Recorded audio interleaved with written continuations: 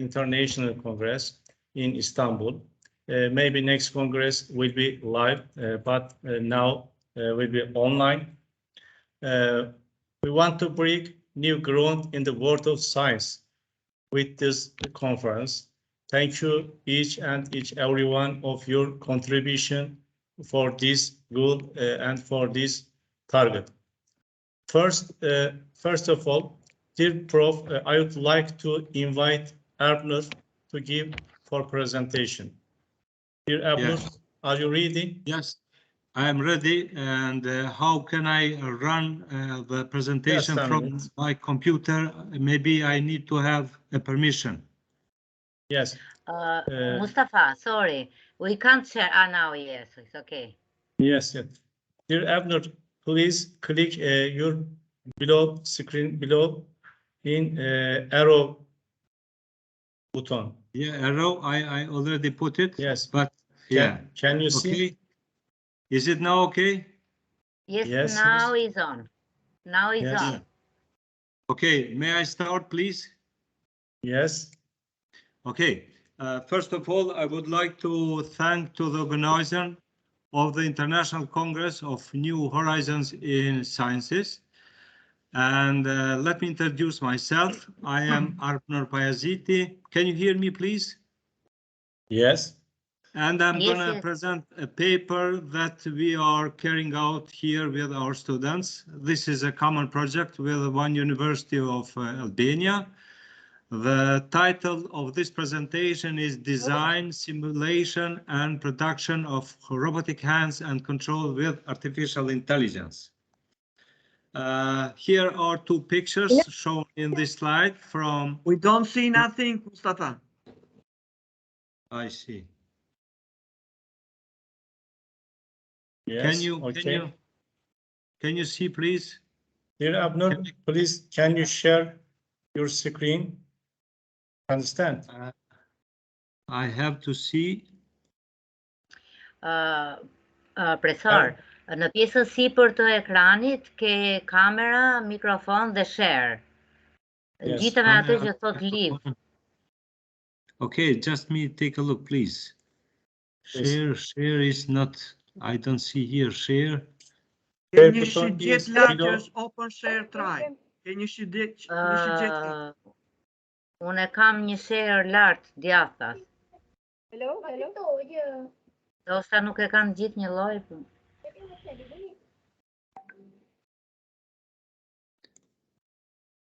Let me take a look. Show conversation. This is okay. And the next step. Dear Erbnur, can you see arrow icon in screen below? Yeah, I can see. Yeah, please click and share screen. Share for presentation.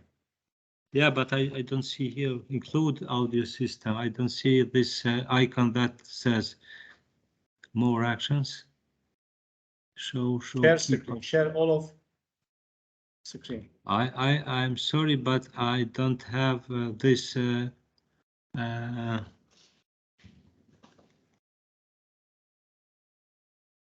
Just a minute. Show device settings.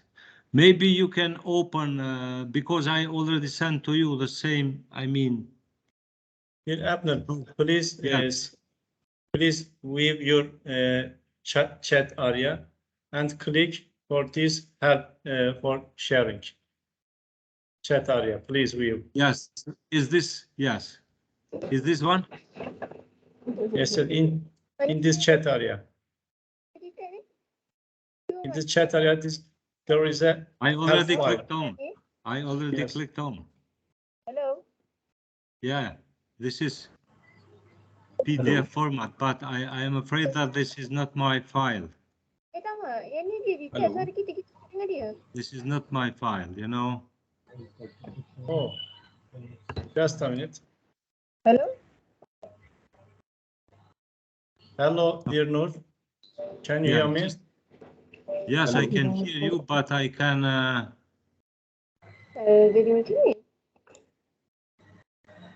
Dear Erbnur, If you want maybe you can just a minute, you can just open. a minute, You wait. can open, and I will go through I think I just did it. Or not? show background, turn on capacity, show device settings. Hello, can you hear me? Yes, dear Nur, we can hear. Pin to me. Yeah. Okay.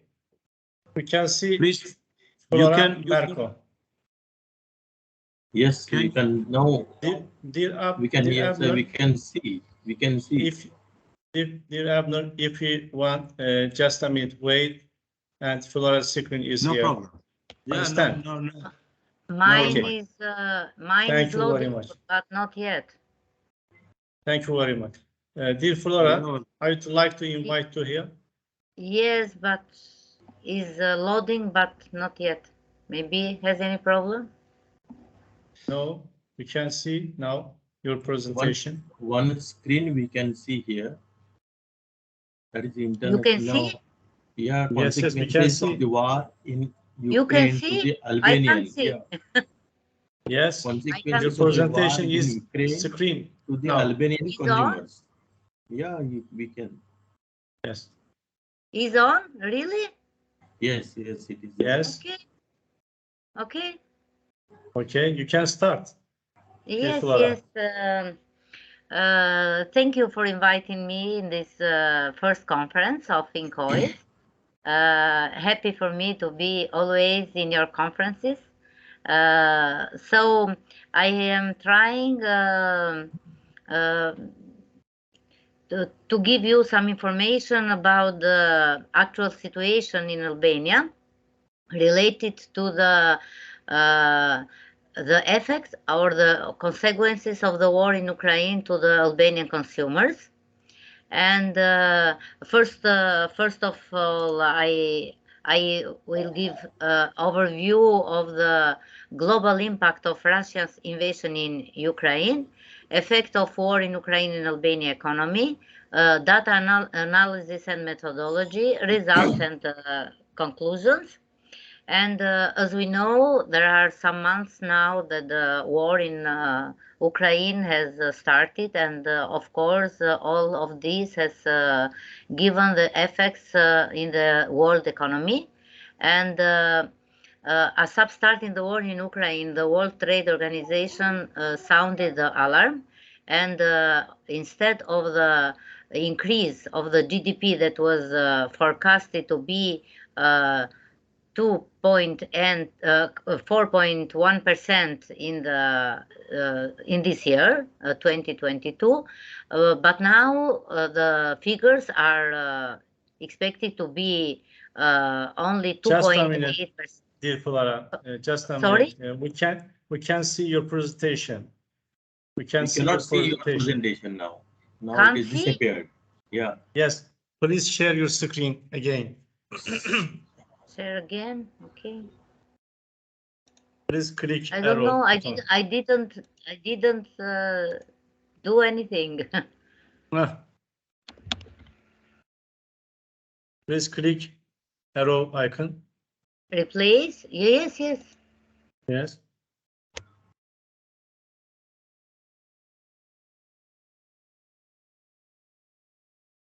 It's loading, sorry. Okay.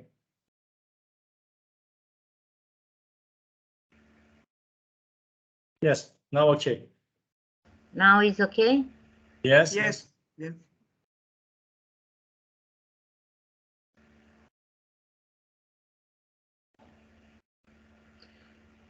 But I can't see.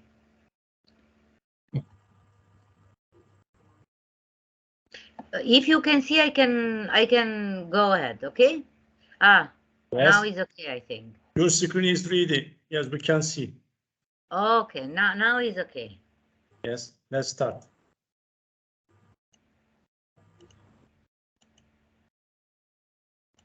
Okay.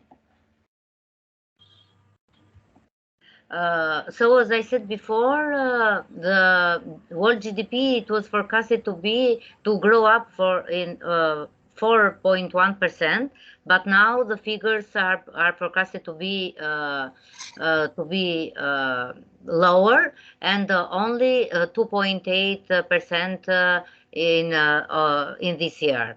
The most immediate economic effect has been a sharp spike in the prices of food, as we know, food, energy, fertilizers, and some important minerals, for which Ukraine and Russia are key suppliers to world market. Food crisis is present. Food and energy prices were already high by historical standards before the war. Sections on Russia and war in Ukraine have caused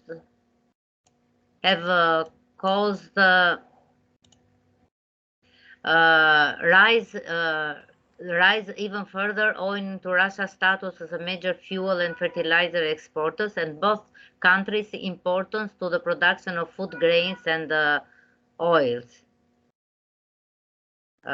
Professor Abner is putting his presentation and... Sorry, I will just test it. Yeah, Abner, please close your share. Okay, I can continue. Yes. These pressures have caused a global slowdown in growth and an increase in consumer price. And since January, the International Monetary Fund has raised its forecast for this year for inflation in advanced economies to 5.7%. Is my presentation now or not? No, it's not. Please again. Share again, please.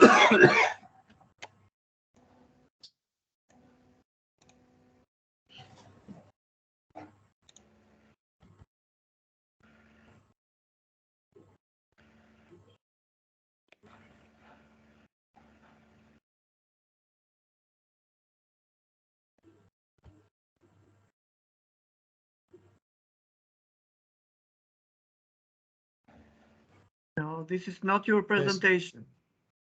Yes, but it is loading. I don't know.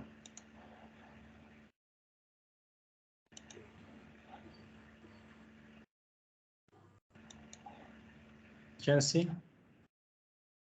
No. Share again. Yes, I'm sharing.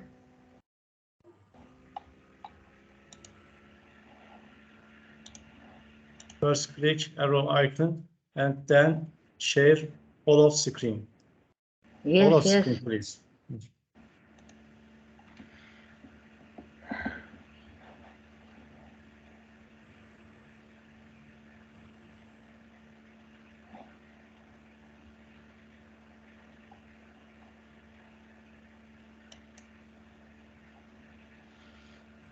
Is it ready or not yet? Yes, it is now. It's now? Okay. But for me, it's not yet. So when it will be ready for me, I can continue from my computer, okay? And so from International Monetary Fund has made a forecast in the starting of this year for the inflation in advanced economies to be at 5.7, and in other countries to 8.7. That in fact in Albania is nearly this figure. Certainly, Ukraine is expected to face the most several impacts. Its economy is forecast to shrink by 39% in 2022, unwinding 2 decades of economic growth. What is the effect of war in Ukraine in Albanian economy? As other countries, Albania also has Albania also has felt the war impact, not only on the economy, but also in social and regional security perspectives. Economic experts point out that Albania is in a growing indirect dependence on the markets of Russia and Ukraine. Despite the low trade volumes with these two countries, the consequences of the war in Ukraine can be felt. Albania is highly dependent on imports of vital materials such as cereals and fuel from Russia. Because from Russia and Ukraine, Albania imports 50% of its annual grain quantities and only from Russia 12% of oil. One of the first effects of Russia's aggression on the Albania economy was the rise of inflation, as I said before, related almost 8%, and most of prices are risen, but the rise of fuel price has a total effect on the economy because in Albania the fuel price is more than doubled before the war. Here are some graphs that figures that tell us about the Albanian inflation rate during this period after starting the war in Ukraine. And the second one is Albania gasoline prices in US dollar. Related this also with starting the war in Ukraine. Also, the effects of war in Ukraine in Albania economy. We made with my colleagues the methodology used to achieve the aim of the paper is designed in several elements such as information sources, sample, study method, type of study, instruments for data collection and for data analysis, and finally is processing of this data. The data used are primary and secondary ones. The sample type is probabilistically random. The type of study is descriptive. The method of study is survey. The instrument applied to collect the primary data is the questionnaire. To achieve the purpose of the paper, a questionnaire with 22 questions was drafted, which was distributed online for residents of the Albanian capital, Tirana. The distributed period was for about 1 month, related to middle of April and middle of May, and was completed by 350 citizens of Tirana. I'm giving you only 3 results of the survey.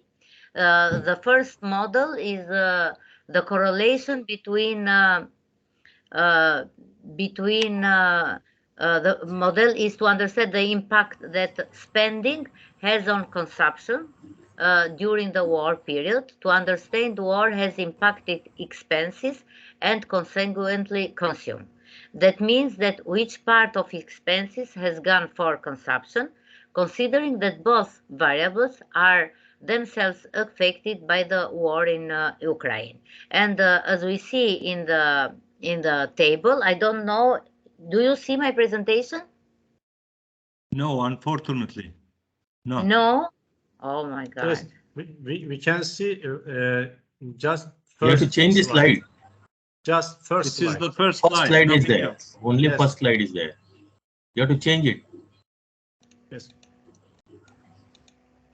Now it's couldn't good. see other slides.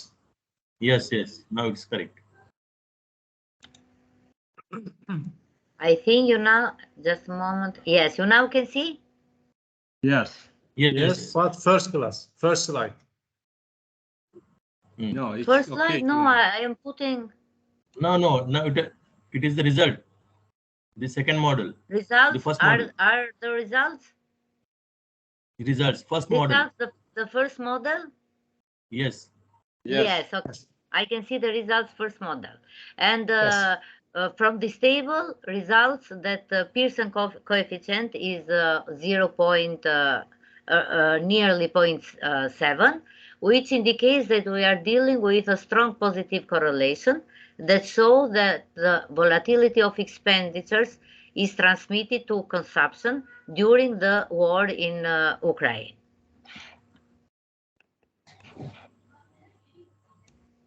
The second model is partial correlation of variables, war impact on consumption and war impact on income.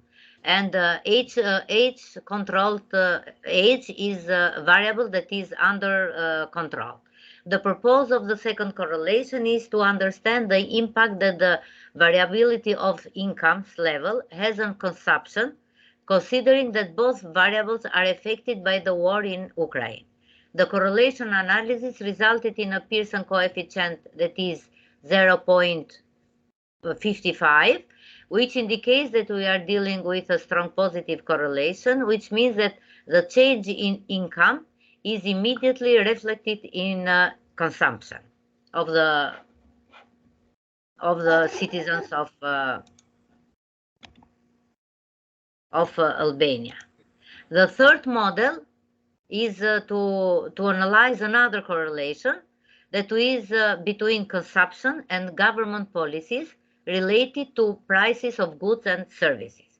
As to know, in Albania, the government has not taken any policy to help people during this period because the prices are doubled and more, and any of the families has taken any help from the government. Only in the last month, the salaries, the wages of the lectures are risen by 15%, 15%. But the wages of the other citizens not any change until now. And the purpose of this correlation is to analyze the impact that government policies have on prices and how they have affected consumption during the war in Ukraine. The correlation showed that the Pearson coefficient is 0.0552, which indicates that we are dealing with a very weak positive correlation, a fact that shows that government policies have not been effective in price stability and have not prevented a change in consumer behavior during this period. And we have made also some other correlation, but I decided to tell you only three that are most important. And as conclusion, we can say that analyzing the data processed from the survey, we stated that during the war in Ukraine, consumers have given up the category of clothing accessories, but haven't given up the category of food. The category of entertainment is affected strongly by the war in Ukraine. The categories of fuel and healthcare expenditures have not been abandoned during the war, showing that these categories are necessary, although prices have risen significantly. Volatility in income levels have affected consumption during the war in Ukraine. During this period, government policies have not been effective in reducing prices and consequently in minimizing the effects on consumption. High inflation has decreased the real wage of consumers in Albania. If the government will decide to increase the wages to afford the rise of inflation, this will not affect the reduction on prices, because may happen that if the salary or wages will be higher, the prices will be higher also. The war in the government policies also affects consumer perception of consumption. Consumer confidence in government policies during the war affects consumption. The war in Ukraine, so we can say the war in Ukraine has an impact on consumption. The war in Ukraine has an impact on spending. The war in Ukraine has an impact on income. So the war in Ukraine has affected the main elements that affect the consumption. That was the aim of the paper. to see how the war in Ukraine has affected the consumption in citizens of Albania, but focused more in citizens of capital of Albania, that is Tirana. This was my presentation. Thank you for your attention. Thank you, dear Flora. Flora shared title of Consequence of the War in Ukraine and to the Albanian consumers. Prof. Flora shared with us the results of Ukrainian war for Albania consumers. As a result, it seems that Albania was also affected by the damage caused by Ukrainian war to the whole world. Especially the cuts in natural gas supply affected the whole economy. We hope that the war will end as soon as possible and the world economy will recover. Thank you for the valuable information, dear Flora. Thank you. Thank you very much. Okay. I would like to invite dear Prof. Erbner. Are you ready, dear Erbner? Yeah. Flora, please close your... Can you see my presentation? Yes, I closed my presentation. Can see. Okay. Can you see now my presentation? Yes, now, okay. Okay, thank you. Yes, let's start. Thank you. Can you read, everyone, please? Yes, we can see. Yes, we can see. Okay. I will start from the beginning once again. The paper that I'm going to present here in front of you, it's design, simulation, and production of robotic hands and control with artificial intelligence. I already described where I'm coming from. So in this paper, we have implemented as following: design of robotic hand prototypes, so they are different. Assembling parts in Inventor, this is a software for designing. Simulation of robotic hand in MATLAB, this is a very powerful mathematical laboratory software. Building robotic hand parts, electrical connections, and correlating physical, printed, and Simscape hands. In addition, we introduce a robotic hand that can perceive surrounding objects and grasp the object of interest. We also here present 3D printed solutions. That is a solution close to the natural hand, as is practical, being more affordable and composed of fewer pieces and having a lower mass. We also implemented the YOLO algorithm. This is a part of artificial intelligence for the detection of everyday objects, filtering information on the presence of man-made objects and sending that real information. Sorry, yes? Dear Abner, please can you change other slides? We can see now first slide. I am already changing, and it's running on my computer. Is it good now? Yes, please click. Please click second. Okay, can you read? Can you see now changing? First slide, please click second slide. This is second slide. Now, is it good? First one. No, it's the same. No, is the first only. First, yes. Mr. Mustafa, okay. You can follow my presentation since you have PDF format. Could you open it from your computer? Is it making some difference? Okay. Okay. Just and you can follow me what I'm talking about, you know, just to share with others. Because you already received my PDF format, you know. Yes, yes. I'm looking for your presentation as PDF format. Yeah, it is on PDF format. You just follow me what I'm talking about, you know, and it's not a problem to continue. Just a minute.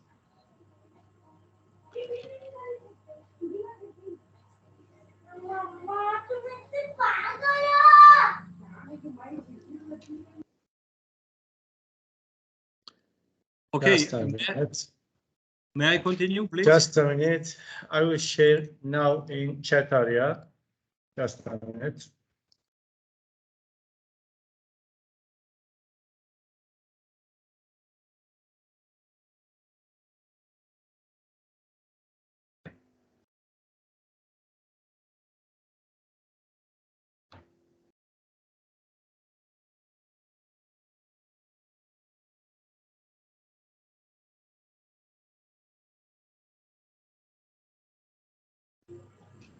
Yes, now we can see. Yes. My slide? Yeah, yes. Yes, now it yes. is materials and methods. Yes. Yeah.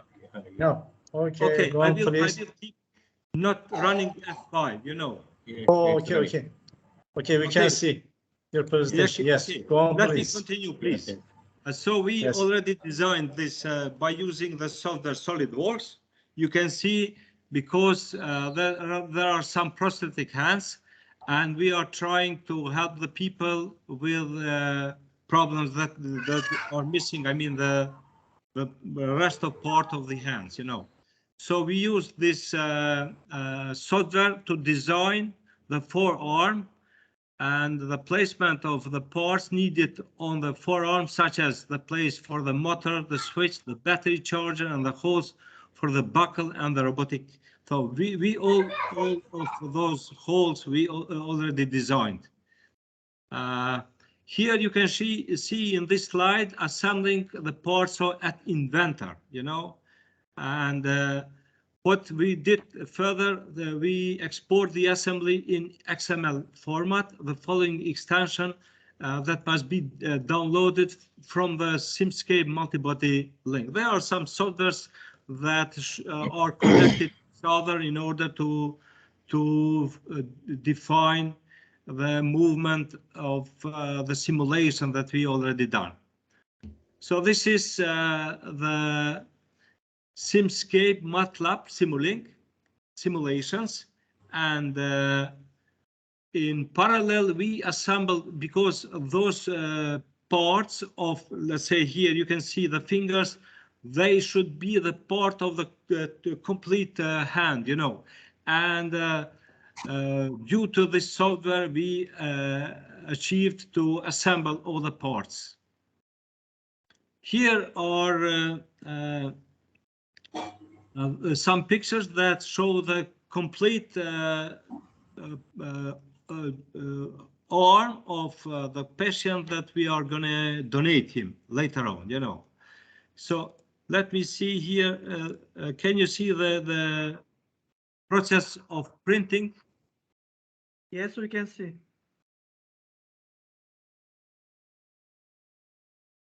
So this is the one. Yes, we can see. This is another. So this take a lot of time. I'm gonna. So you can see we used Printer 3D Pro 2 Plus, and the total hours that we spent for printing the parts, it was 47 hours and 80 minutes.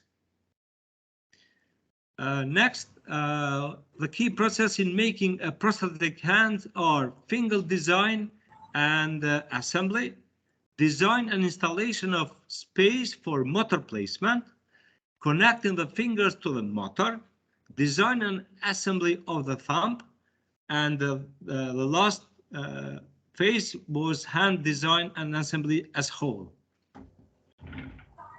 So here you can see completed printed parts, hardware so-called, and also here you can see the motors and assembly of mechanical parts here on the right side of the slide. On this slide, you can see electrical connections for prosthetic hand controlled with switch. Further, we used an Arduino microcontroller just to make programming of it and test all the parts. So this is here on the right side.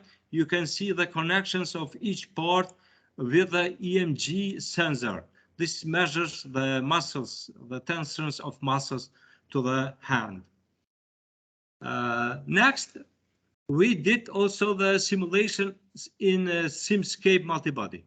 What we try to do, we try to connect Arduino with sensors and also with the SimScape multibody software in order to completely, run this system. So here are given the block schemes made on MATLAB Simulink, and here are some actual positions of the fingers, and you can see the prosthetic hand, the completed prosthetic hand that we already tested it, and it was ready to give to the patient. So what can do our prosthetic hand? It can grab, let's say, screwer, any cord. So this is, the basic things that this hand can grab. Here are some simulations that we already did in the very beginning, just to make link afterwards of all simulations with the real hardware.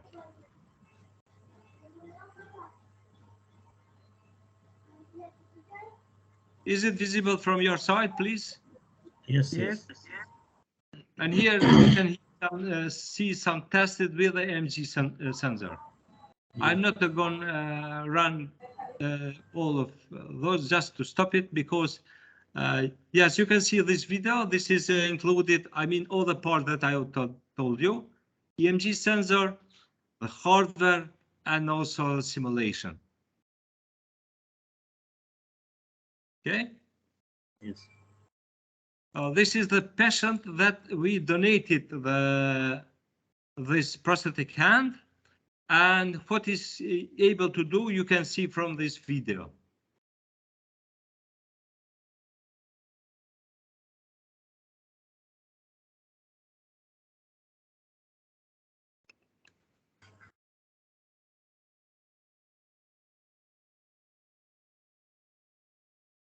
Okay, go ahead. What we have done further. As I told you, this was the first prototype that we already donated to a patient, but it was not sufficient for our work. We continued with so-called designing another robotic hand that is able, to grab, to be ready to prepare the fingers to grab different shapes of, of objects. You can see the structure, the configuration of it. There are 5 motors that can move 5 fingers independently, All of those parts we already printed. And what was for our purpose of study was just to integrate artificial intelligence that can, let's say, from the camera embodied into the robot, into the computer, the robotic hand can be ready to identify the shape of the object and be ready to grab it. So for artificial intelligence, we used YOLO to identify specific objects that a hand can hold and need for everyday tasks. Items such as bottle, cup, knife, fork, and a spoon. This, model has been adapted to our case. You can see the structure of the YOLO version 3. And when we implement it to our hardware, we can see, let's say, from the right side, you can see the cup, that the percentage of, recognition was 99.41%. So the cup has been already detected. The same way we run the fork, and it's also high percentage of, recognition. The same, we obtain the results for the spoon and also for the knife, and also for the bottle. So this was the, the task that we already implemented to our project. And finally, results and discussion of the prosthetic hand. Maybe it's worth to mention all the mechanical parts of the robotic hand presented in this study are 3D printed. The mechanical and electrical components are assembled, creating the prosthetic hand. This prosthetic hand has been tested whether it was able to accomplish the required gripping movements that are usually used for everyday life. There is still a lot of work to be done for everyday use. Working with a prosthetic designer, it is possible to fabricate and test a silicone arm extension to fit the prosthesis. Fingers must be controlled individually or together to test the gripping behaviors required in everyday life. It is necessary to use small and light electronic components in order to reduce weight. As a conclusion, a hand control is performed in two modes, controlled through the switch and controlled through the EMG sensor. The real-time connection of the physical hand with the printed hand, as well as the one in Simulink has been made in order to synchronize the real time with the simulation time. The real-time synchronization block must be obtained. This is done through the RTDS or speedboat computer. And we have presented how to utilize real-time image classification. This information can sustain the certain autonomy that a robotic hand can have.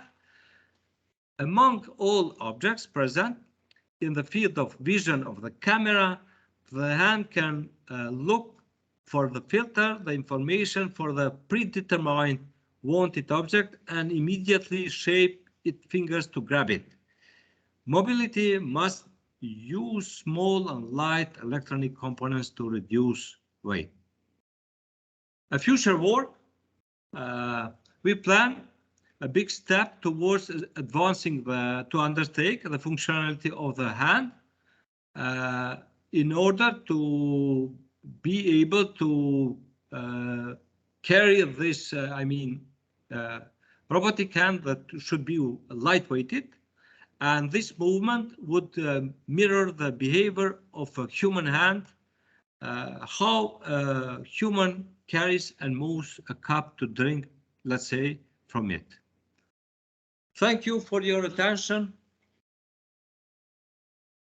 Okay, thank you, dear Abner. Questions after all of chat.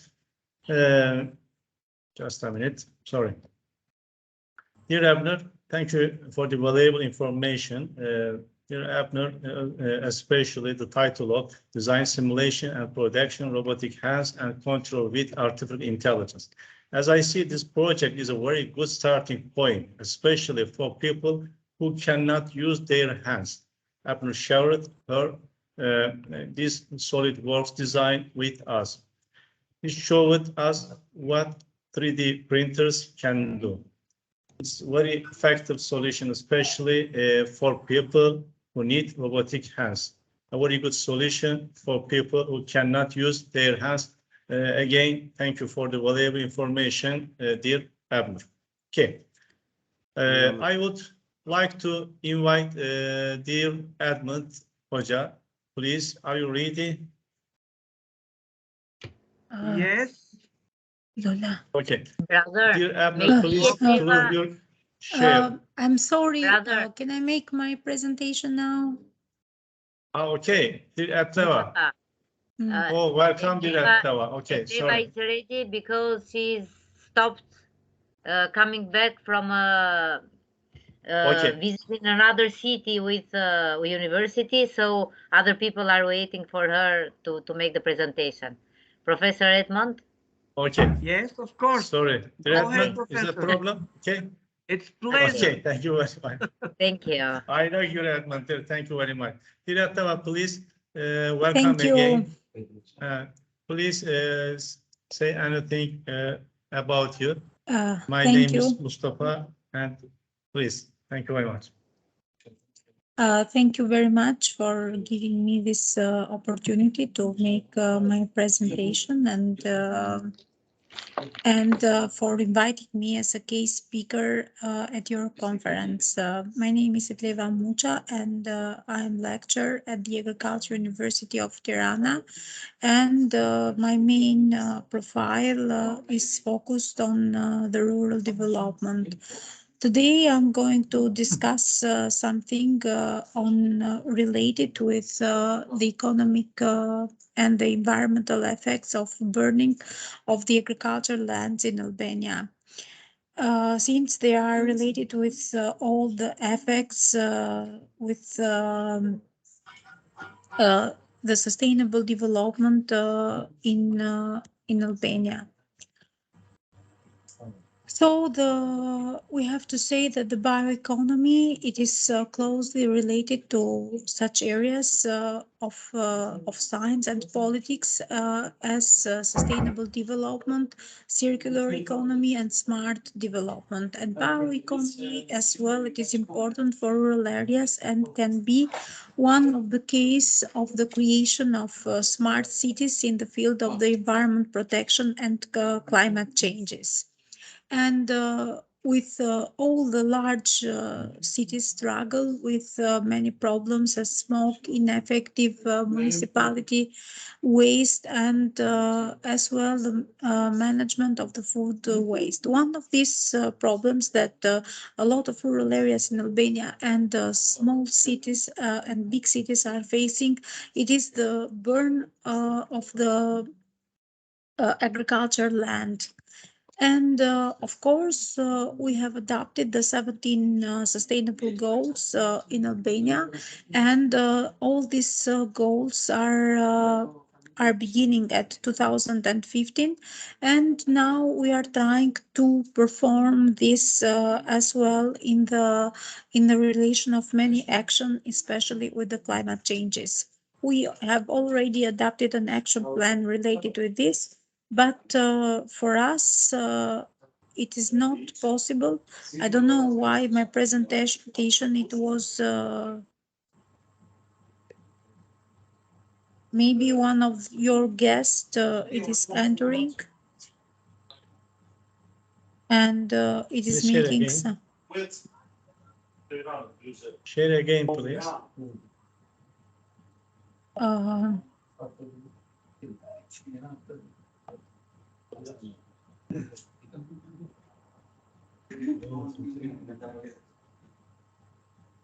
Mr. Tleva, Click arrow yes, icon in below please screen. just don't run F5, but open the slides and don't use F5, as I did during my presentation. Because when you run F5, it's not changing the slides. It was my experience. Okay? Yes. Thank you for your experience. Yes. Can you see arrow icon? Can you see arrow icon in below screen? Yes. Please. Yes. First click this arrow icon and share all of screen. Yes, for this is what I was making with share file, but I don't know what it was happening. Okay. Yes, you can see. So you can see now? Yes. Yes. And all these, the goals, all the sustainable development goals are remarked, and they're really important for Albania, and we are making a lot of actions, but not so much related with agricultural land burning.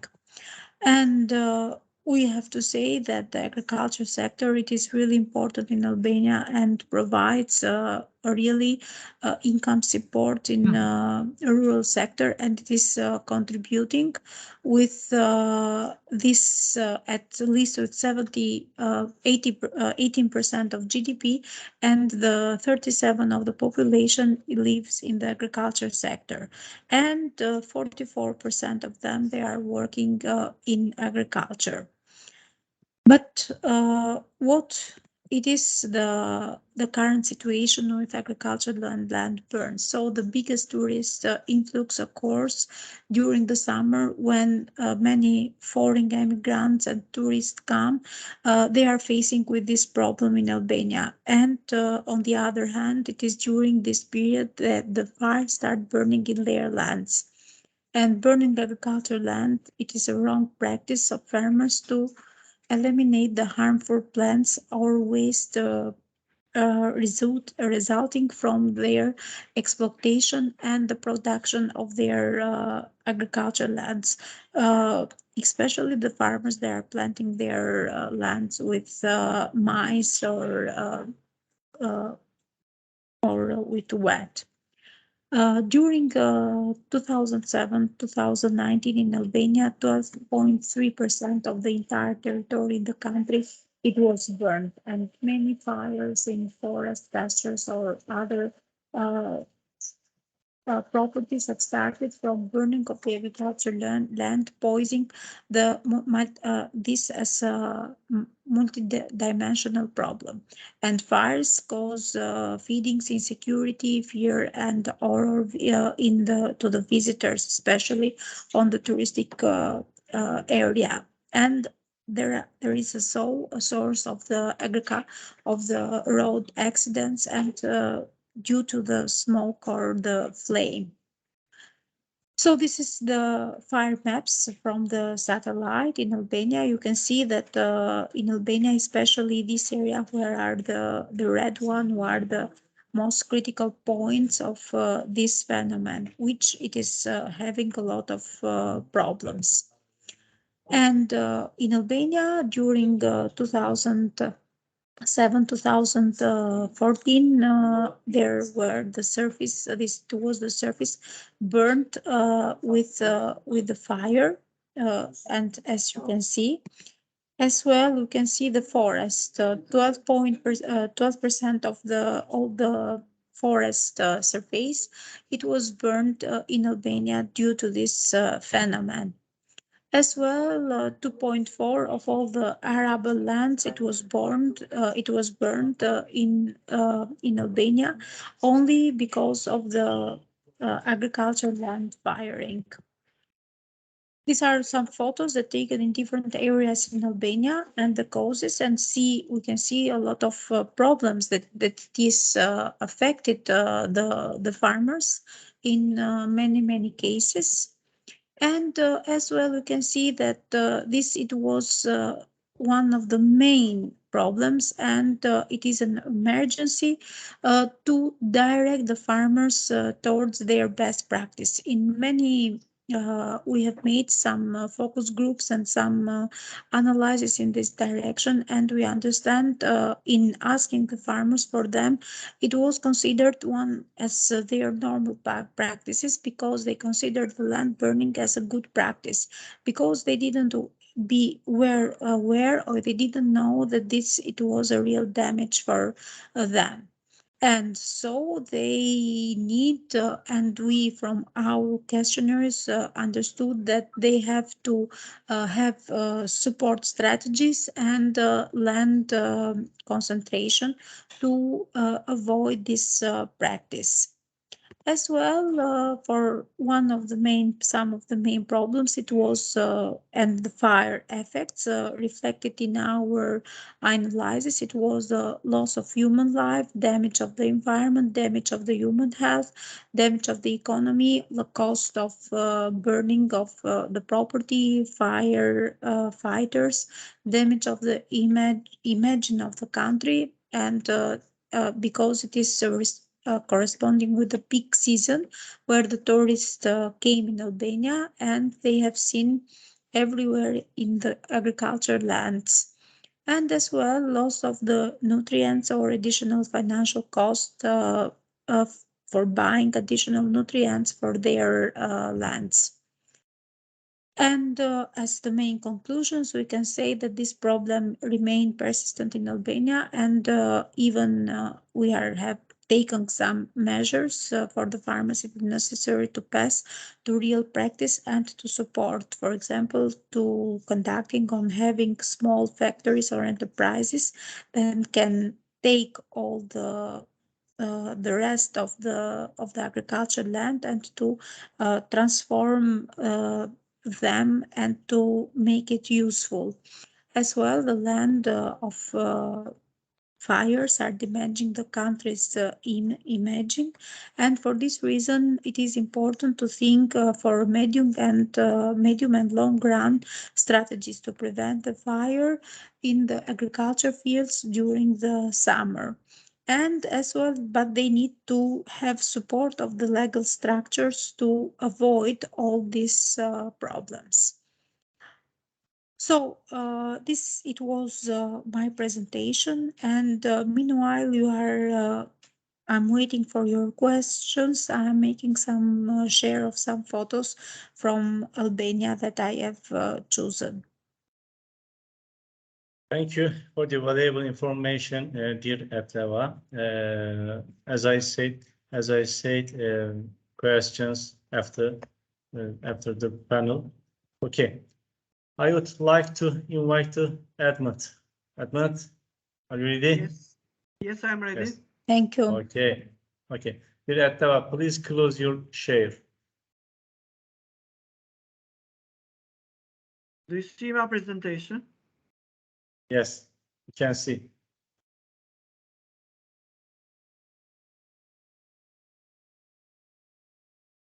Okay, we can see. Okay. Yes. So, dear Professor Mustafa, thank you very much for your invitation to participate in this International Congress. And I'm glad to present here my paper or my presentation will deal with the green energy as a challenge and opportunity in Albania.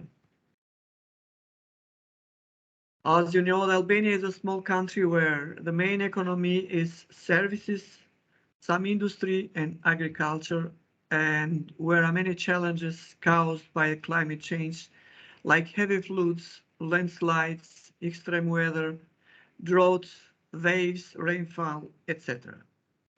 From the other side, it is important to stress that 90% of the energy production in Albania is from hydropower.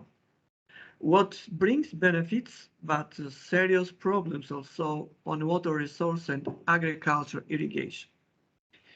Albania has joined the European efforts to be the first continent neutral to climate in the world by 2050.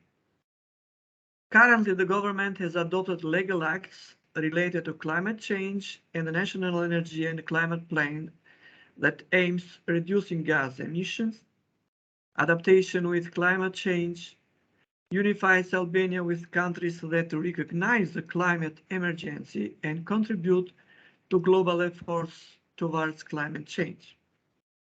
Civil society, on the other hand, is also active in protecting the environment, but its recommendation, although in most valuable case, receive little consideration from the government. In the meantime, the government is aware about climate change issues. The general public is less aware and less active in it. Most ordinary people do not understand the consequences of climate change, and moreover, they find it difficult to understand climate neutrality.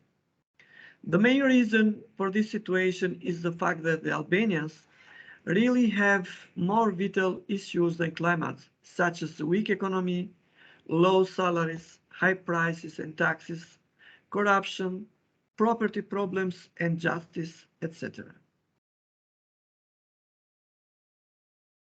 Why the climate change and green energy is a priority in Albania?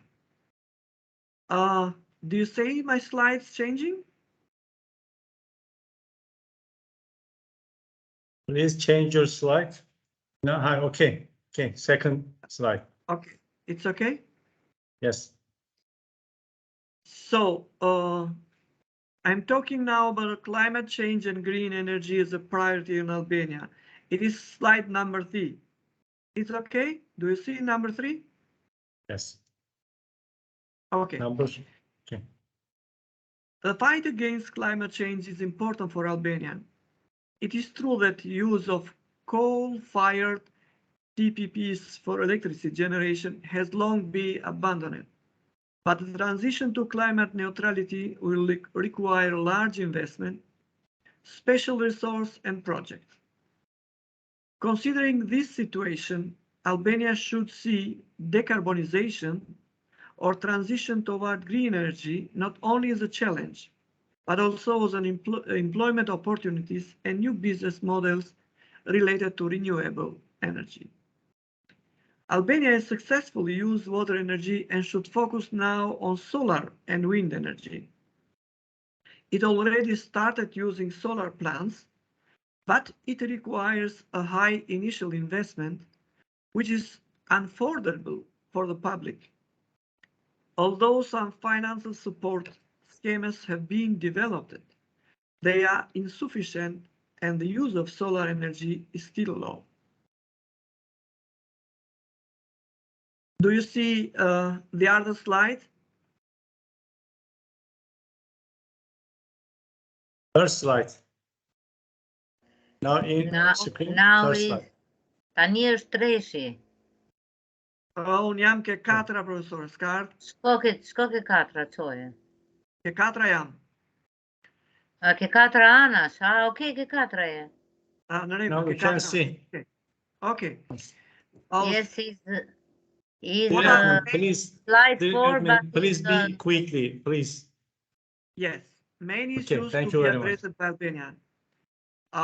It's provide necessary support to ensure the economic growth, raising public awareness on climate neutrality, planning support, conservation of biodiversity, supporting the poor and needy family, creation of new jobs, balancing short and long-term benefits, allocation of investment, achieving economic and climate objectives simultaneously, and the last one is considering the characteristic of the regions. What is the impact of the climate neutrality in Albania? It is already known that the main global contributors to climate change are transport, industry, agriculture, and fossil-based energy production. It is difficult to give exact percentage for each sector, but GHG emission, but for sure, transport is the biggest one, followed by construction. The most affected sectors in Albania will be transport, construction, agriculture, and also mining industry. What could be the solutions? The first one is public and business need to be aware that the transition to climate neutral economy is a challenge, but also an opportunity to increase the well-being of people and nature. Financial support or compensation of business losses due to technology change must be associated with the retraining of employment and providing long-term loans for the purchase of the new technologies that rely on renewable energy. Supporting grant households to stimulate use of solar panels, reimbursing differences in price increases due to changing technologies, and free collection by the state of traditional equipment.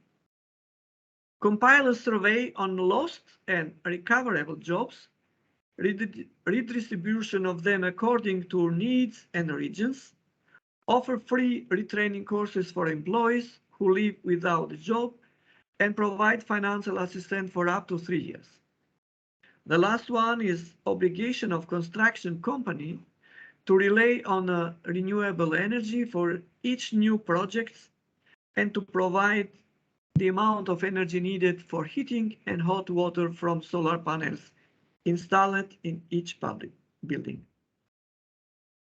As a conclusions and a recommendation, I can say that taking into account the above, I came to the conclusion that Albania is seriously affected by climate change, and its inclusion in the major EU objective of being the first natural climate continent is both a challenge and the proper direction to ensure a prosperity in the future.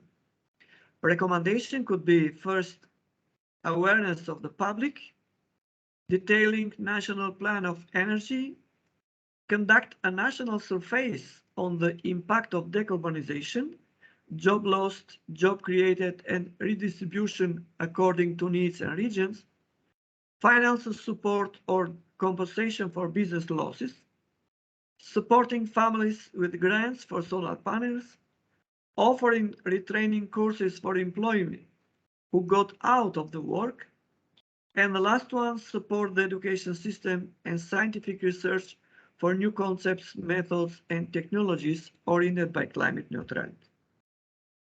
Thank you very much.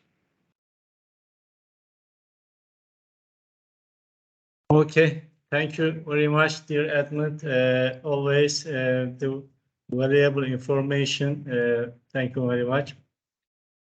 Dear Edmund, especially recommendations.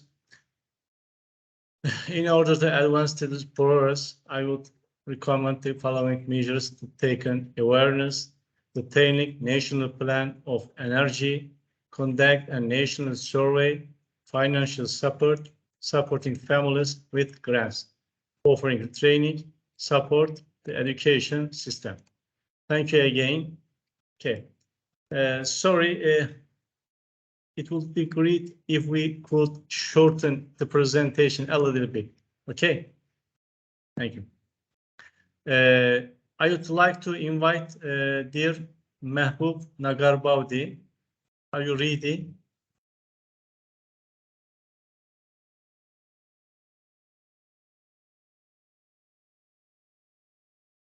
Dear Mehboob, please open your microphone. Dear Mehboob, please open your microphone.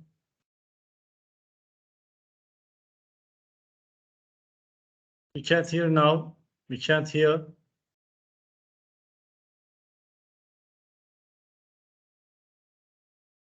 Dr. Mahbub, you have to unmute yourself. Yes, please open your microphone. Please text it. Text him.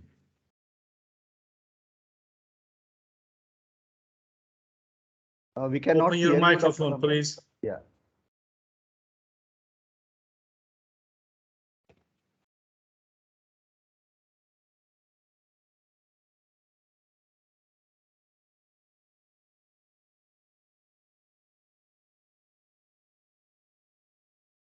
Dear Mehboob, please open your microphone.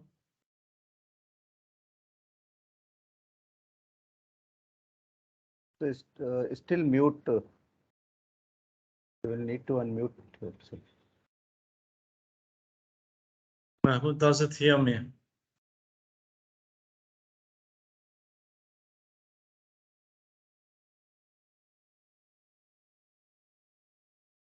I think he can hear you, but there is some problem with the system. He is not able to unmute himself because we are all able. We are hearing you. I couldn't, as you say, because Mehboob can open microphone. Dear Mehboob, sorry, I can't hear. We can't hear.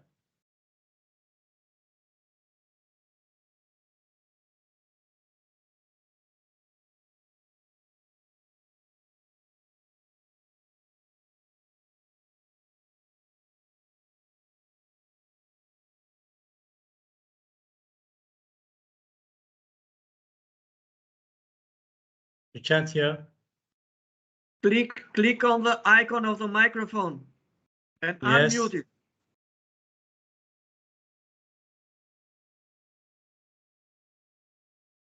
Your microphone is muted. Just click and open it.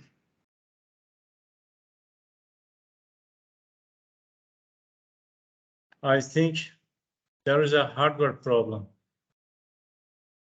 No, he cannot unmute it. His microphone, Mustafa. I understand. Sorry, dear Mehboob, please, if you can wait just a minute, I'd like to Noor. Are you ready, Noor? Just a minute, Nur. Just a minute, dear Nur. Hello? Just a minute. Are you calling me? Just a minute, dear Nur. 10 minutes. I wait. Right. Okay. I wait for Mahbub. Mahbub, I can't hear. Can you see my presentation now? Okay. All right. Okay. Okay. All right. Okay. Let me start. Okay. Thank you very much. I'm very glad today. Hello, everybody. Here in Malaysia, I'm from Malaysia. I'm Dr. Nur Zaitun Yahaya from Malaysia, and over here now we are already almost 10 o'clock at night. And for my presentation, actually, I would like to share something related to the impact of pandemic COVID-19 on air pollution. It's about a sustainable air quality case study, because this conference is something related to sustainable. So it is fall within the climate change and also partnership for the SDG goals. So just this research has been still ongoing within my university, or me myself, and itu Istanbul Technical University, University Putra Malaysia, and also Konya Technical University, and which I also hope that Kocaeli University will be part of our team. So I will present some of the work that we already done within Malaysia and Turkey about the air quality status and the technique that we use, also using the artificial intelligence approach. So this is just some introduction about the COVID-19. I think this also happen to other countries all over the world. Okay, whereby the origin of COVID-19 virus is to have spread from the wild animal market in China to all over the world. So it also affect the air pollution. So this paper will share a little bit about some of the small work that we look into the air quality. I share here about the air quality standard for the Turkish and also Malaysia, and the WHO standard. And for your information, the air quality standard by the WHO actually has launched the latest 2021 standard. This is not the updated one, whereby very stringent. For example, the PM 2.5 annually, I think they reduced to the 5 microgram per meter cubic, very low concentration. It's very challenging for the country like us, Malaysia, and maybe also Turkish, to fulfill the World Health Organization standard. So this is just sharing the current state standard in air quality, okay, worldwide. Okay, maybe can skip this one. And it's about the material and method. So I will prepare some result from Turkey, and also another one will be in data from Malaysia. So the current we have data from Konya Municipal Station, maybe Konya, Boyshehir, Belediyesi, maybe, okay, not very actual pronoun, but we big municipality, yes. We managed to gather a few stations from Konya city. I visited this city this year in May, and I have a look of the station, very close and very interesting. So many, air quality monitoring station, not only in city of Konya, but also in that region. So this is the material and method, what we call My Atmos, the working system that we developed. Actually, this system was developed during my study in the UK. So we come up with the prototype. For example, the prototype that we use the particle number count concentration in city of Leeds, United Kingdom. So we do the compilation and we do some testing. There's a lot of things when we develop the working system. So this system actually has already have a copyright and also won several gold medal in international competition on innovation competition. So this is about the system. This is a thing that maybe I would like also later would like to discuss with Albania, and also just now I heard open burning in somewhere. So maybe later we can share, maybe we can think of how to collaborate with other country, and how we can make use of the data by using this My Atmos. All right. So this is also about, it's too technical, I know, but this is the testing that we have done, and we do a lot of things, testing about the which computer, what type of computer, the RAM, the speed and of the computer that may be able to do the iteration. But now, I think not necessarily we need a very high speed computer, but with the current technology, we can use the, the cloud computing or the server internet, then maybe not that important to have a very high speed computer. So this is the result. Okay, this example, the example whereby we design testing during my study. Okay, this is the one that we have developed the algorithm testing. These are the testing, and these are the sum of the result.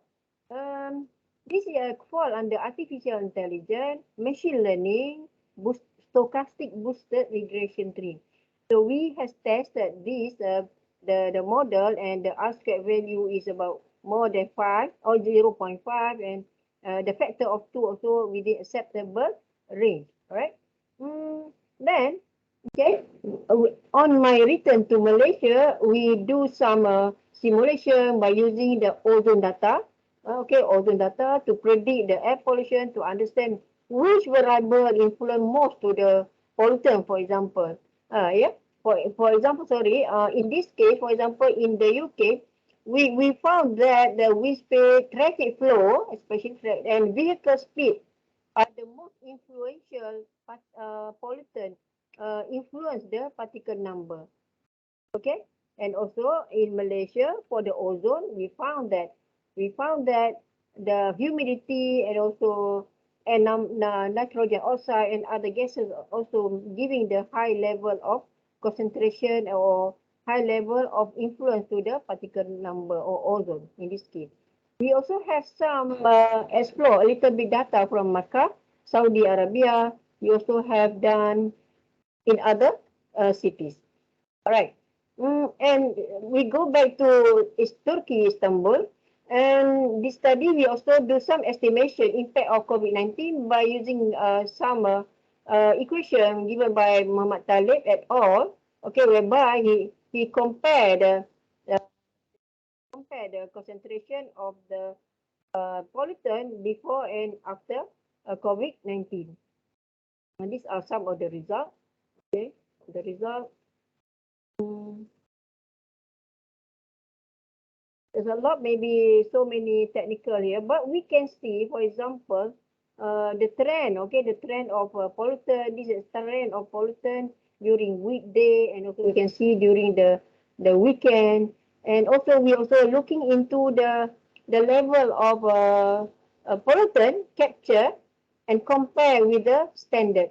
So, for example, in Konya here, the CO trend is it says that below the EU standard. Yeah, below is good, is showing a good permissible concentration.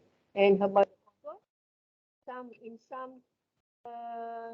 situation ozone in Turkey, we may be because of this is during the summer time. It can be seen that during summer the very high of ozone has been obtained.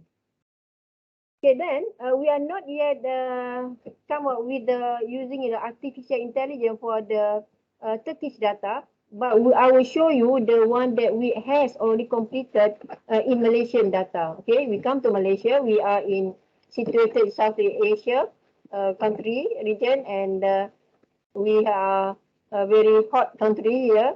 Not like in Istanbul, we have 4 seasons. In Malaysia, we have more than 65 continuous air quality monitoring stations. I am very sure in Albania also you have all these monitoring stations because it is required by World Health Organization. So these are the example of the data of sample data in Malaysia. So the mean, median, all the content. We also do some analysis of the all station.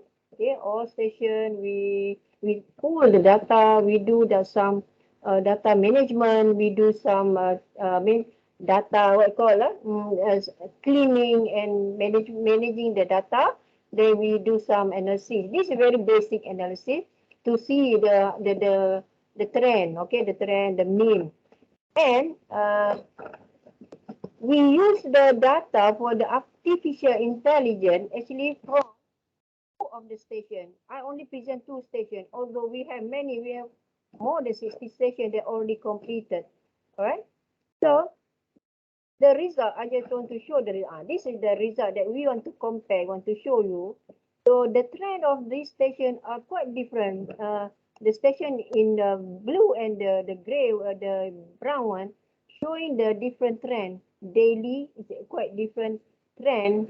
What call the morning peak happen in the station, the first station, and the morning peak for the second station only occur during a midday. So there's some also thing that we need to know before we go further analysis. So this is the schematic, we call it schematic. How we work, the working system. This is it's so technical. In the later, if you or your student would like to know about the algorithm, the theory behind this, this is the one, and these are the algorithm. This I can produce. We have the module to conduct this training, training of R and also the artificial intelligence. So finally, finally, we are almost at the end of the slide. Finally, we found that what is this? Oh no, this this one. Finally, we found that the highest, the relative influence in 2019 before COVID, we found that carbon monoxide very high relative to the concentration of PM 2.5 with 47%, and in 2020 it reduced. Okay, and also if we see the ozone level from 25, it reduced to 13. Okay, there is a very huge reduction of pollutant significantly showing by using this artificial intelligence.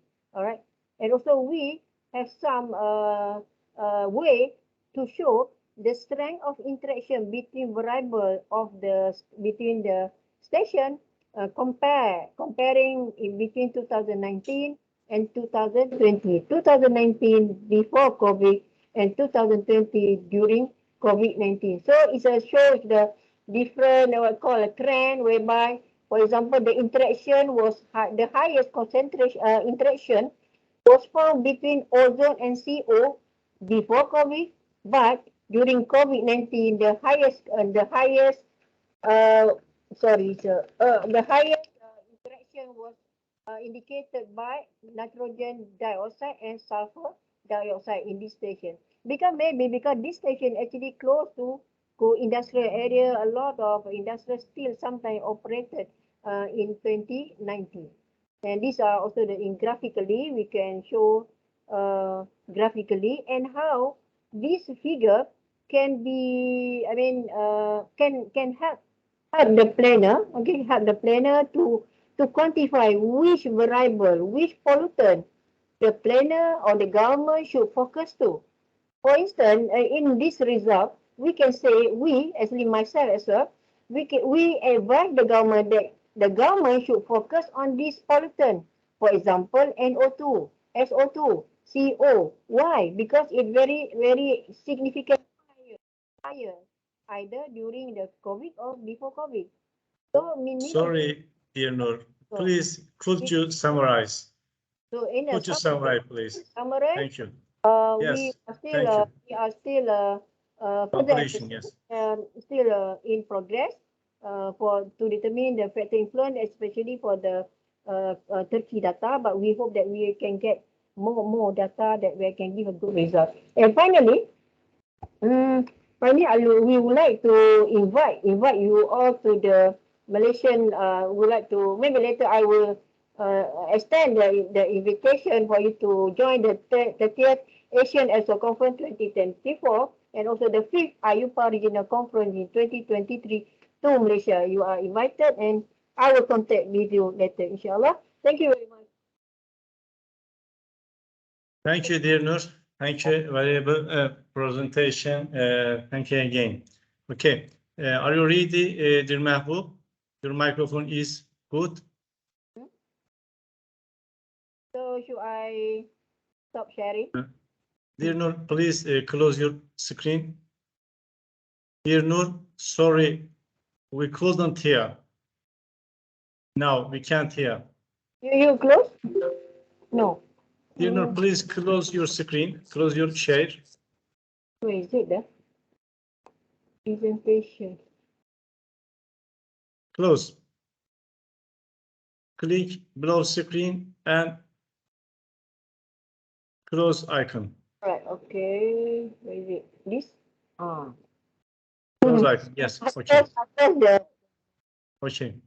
Okay, thank you. We can't hear, dear Mahbub, sorry. We can't hear. It's the same problem, she cannot unmute the microphone. Yes. Sorry, we can't hear. Mustafa, can you take the control of his screen?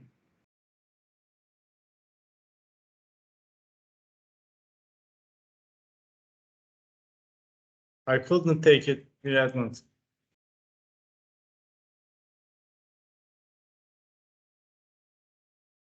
Sorry, dear Mahbub, we can't hear, sorry. Dear Mahbub, if you want, just a minute, wait. And I would like to invite dear Ahmed. Dear Ahmed, are you ready? Yeah. Okay. Dear Ahmed, please, could you summarize? Understand? Because the program is very long. Okay. Yes, yes. Okay. Let's start, dear Ahmed. Yeah, so I guess you can see my PPT. Yes. Yes, we can see. Okay. Yes, so I hope I'm audible also. You can hear me clearly. Yes. Dr. Mustafa, Yes. can you hear me? Am I audible enough? Yes. Yes, Yeah, yes, thank we you. can So hear. without wasting much time, because we are already delayed. Thank you, Dr. Mustafa, for giving me this opportunity. My work is totally different what has been presented so far. So I'll be talking about an organism, a cyanobacteria, which we have used in our lab to get or evaluate the beneficial effect of this organism. So I'll just introduce a term which is very relevant to diabetes. So this is a biochemical process where the functional groups of sugar and protein interact with each other and lead to a group of very harmful products which are implicated in many disease conditions like Parkinson's, diabetes, cataract, and so on. So how do these molecules, which are commonly known as AGEs or advanced glycation products, they alter the structure of proteins like hemoglobin and serum albumin. They cause damage to the DNA and lead to the oxidative stress. So this is what I'm just giving one example here. You can see that if there are more number of glucose molecules, they bind with hemoglobin, and because of this interaction, this non-enzymatic interaction, there is alteration in the structure of hemoglobin and it loses its function. So the organism which I'm talking about is Spirulina platensis. It's a photosynthetic multicellular cyanobacteria. It is also known as Arthrospira. So it has been used as food supplement since centuries in many countries. One of the very useful characteristic of this is that it is a known organism which has a very high protein content, almost 60 to 70%, rich in minerals and vitamins. There are two important species which are known as Arthrospira platensis or Spirulina platensis and Spirulina maxima. So what we have done is that we have prepared the extract of this organism, and we have incubated with the glycation system, which included hemoglobin, and we have used three different sugars like glucose, ribose, and fructose. And we have incubated it for 4 weeks because glycation is a quite slow process, and the temperature maintained was 37 degrees centigrade. So browning is a very important feature of this process. It is also known as Maillard reaction, and we see this process happening in our kitchen also. when we cook foods and when the foods get brown, that is actually a reaction between the sugars and proteins. Okay, so browning is an indicator, but at biochemical level, it may happen and it may not happen. So what we have done, we have generally taken the browning as a indicator for glycation to happen. So you can see that we have taken 100% as hemoglobin plus glucose, hemoglobin plus fructose, and hemoglobin plus ribose. And we can see that S indicates the addition of spirulina extract. And we could show that the presence of spirulina extract could suppress the browning of the proteins. Okay.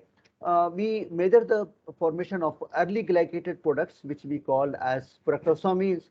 So here you can see that the combination of hemoglobin and ribose generated maximum amount of early glycation products, then hemoglobin plus glucose, and then hemoglobin plus fructose. And the presence of spirulina extract could clearly suppress the formation of glycated products, especially early. Then we moved on and measured the formation of late glycation products, which is measured in terms of protein oxidation, and the method is known as carbonyl content. Here you can see that the maximum inhibition is caused by extract for the hemoglobin plus glucose system, and then to fructose system, and finally to the ribose system. So the less amount of suppression is in the ribose content. So we used a spectrophlorimetric technique to evaluate the amount of formation of advanced glycation products. Here again you can see that this top bars indicates the formation of advanced glycation products, and you can see that the maximum amount of glycation products or advanced glycation product is formed in case of hemoglobin plus ribose, and then hemoglobin plus fructose, and then hemoglobin plus glucose. And the amount of all these were suppressed by the spirulina extract. So with all these studies, we can say that the spirulina extract has a very potent capacity in preventing the formation of glycation products.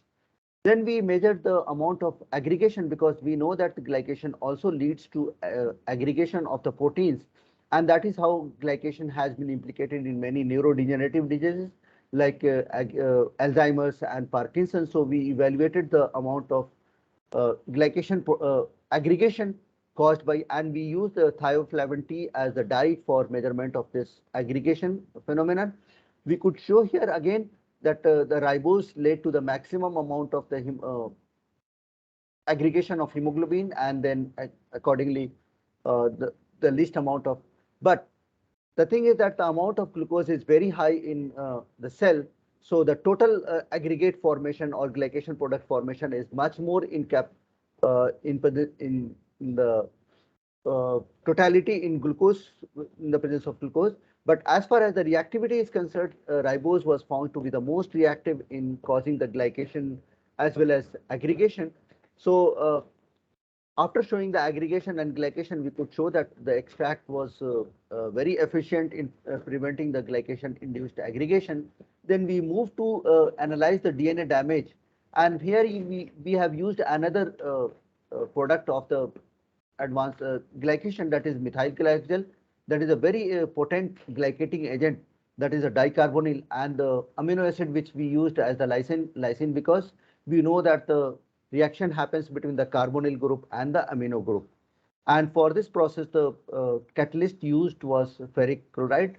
And if people know that the mechanism is Fenton reaction, so here also we could show that you can see it clearly. We use the PBr322, which can exist in different conformations like supercoils, circular as well as linear. You can see that the first one is controlled DNA, just PBr322. But when the glycation system was added to the PBr322, you can see that the supercoil form has been converted to the circular form. That is because of the strand breakage caused by the glycation, as well as the free radicals which are generated during the process of glycation. And when we added spirulina extract, we could show that there is a clear suppression of DNA damage in the presence of extract. So coming to the conclusion, so we could show that aqueous extract of spirulina was found to be more effective in preventing glucose-induced glycation as well as aggregation than ribose and fructose-induced glycation, because we could show here that ribose and fructose are more reactive than in glucose, so they lead to generation of more of the glycation products and aggregation. So we could show that glycation leads to aggregation of the proteins as well as the glycoxidative damage of the DNA, and we could show that the extract prepared in phosphate buffer was strongly potent in the prevention of glycation. So this can be used as a mechanism, or we can find more of the drugs or isolate more of the drugs. We are working on phycocyanine as one of the active constituent of spirulina. So that characterization can lead to the development of the drug which can suppress the glycation, because that is the main reason behind the diabetes and diabetic complications. Because we don't have except one drug, we don't have any other drug to control the glycation in the market, and that drug is known as aminoguanidine. It has its own side effects, so researchers are looking for drugs derived from natural products as well as synthetic to suppress this phenomenon. So I acknowledge the contribution of my student and the funding from different agencies and collaborators. Thank you for your patient listening. If any question, I can. Thank you for valuable information, dear Ahmed. Okay, dear Mahbub. So, Dr. Mustafa, shall I stop my presentation? Yes, please. Yes, I have done that. Okay. Dear Mahbub, sorry, we can't hear. That's problem. Okay. He can share slides and we can see. Yes. Yeah, that's a very good idea. At least, Dr. Mahmood, Okay. you can share your. There is an arrow mark, open share key. If you can make your presentation, that's what others like me saying. We can see the presentation at least. I understand. But I am so sorry about the microphone problem, Mahbub had. Sorry, unfortunately, such problems occur in remote meetings. Dear Mahbub, you were among us, you contributed to us. This is very important to us. Okay, thank you very much. I am so sorry. I need to finish the panel because the panel was long and we have a new program now. Thank you very much. There were some problems connected to internet, and we have microphone problem and hardware problem, but it was very nice panel. You have contributed to us with your valuable works. Thank you for your interest and contribution to our Congress. We look forward to your support at the next Congress. I hope we will meet face to face at the next Congress. Okay. Thank you. Thank you. Inshallah. Thank you for invitation. Thank you, Dr. Thank you Mustafa. very much. Pleasure to be Thank you. Yeah. part of the conference. Congratulations for tomorrow. Inshallah. Bye. Bye. Bye.